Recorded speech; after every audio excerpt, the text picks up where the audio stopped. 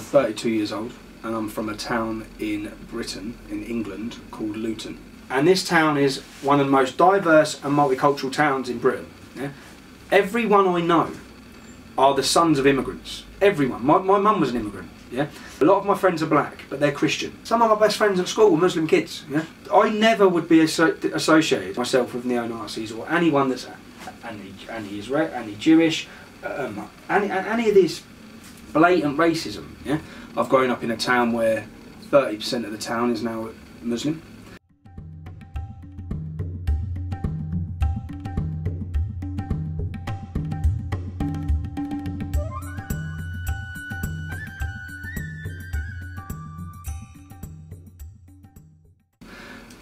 Luton is known, in fact, throughout the world as one of the epicentres of terrorism. And we've had the 7/7 bomb plot was launched from Luton. The Stockholm bomber, he was radicalised in Luton. Luton was the head office for al-Mujahideen, the biggest terrorist organisation that's come out of Britain. My attention was brought to this group, al-Mujahideen, who were operating in their head office, which was Omar Bakri, Abu Hamza with the hook. Openly admitted terrorist organisations supporting terrorism on our streets, and nothing was being done. So the organisation I formed was the English Defence League, which was formed in 2009. And that was formed in response of, we had a soldiers' homecoming parade through Luton town again.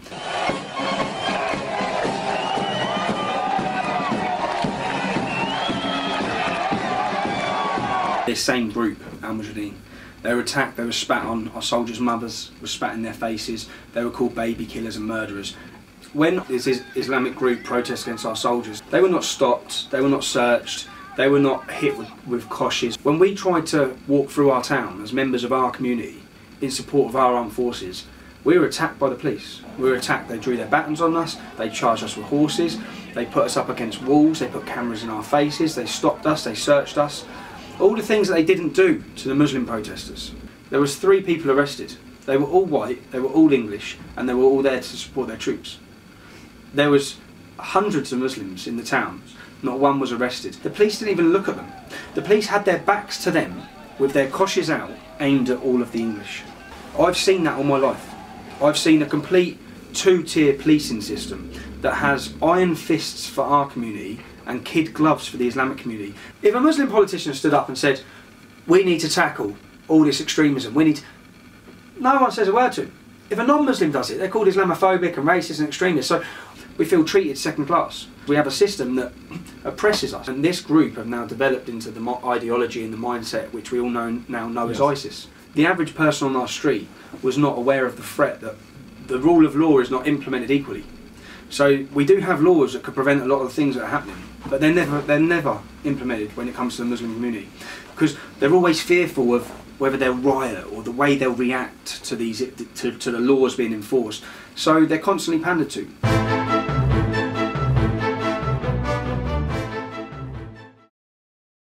When the English Defence League started, I used the name Tommy Robinson and I covered my face.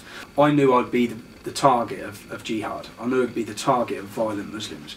And I wanted to protect my own identity, and I wanted to protect my wife, my mother, my family, my kids. So I always thought it would be the attacks from Muslims. The most difficult thing to deal with has been the police and the state persecution in order to silence.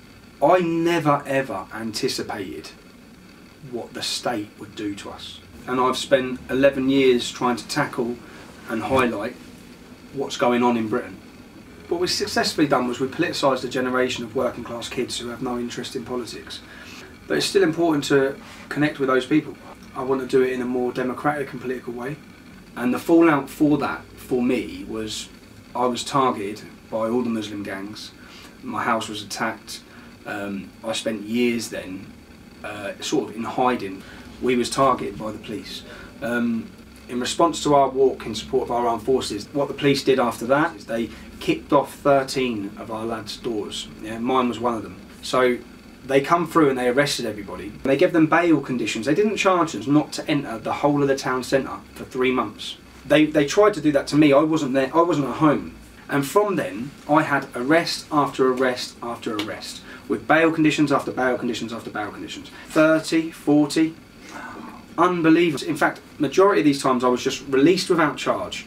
So I've given the British police 300 threats to behead my children, kill my wife, rape my family, burn my house. The most horrific things you can ever think of being said. What the police did is, when I gave the police these 300 threats, I got a voicemail on my wife's phone, a voicemail, I've got a copy of the voicemail, from DC Mohammed Hussein, yeah, a Muslim police officer, telling me that the police are not pursuing these charges. Yeah. Every time I've ever gone to the police to make a complaint, I've been beaten up, attacked. They give me a Muslim police officer.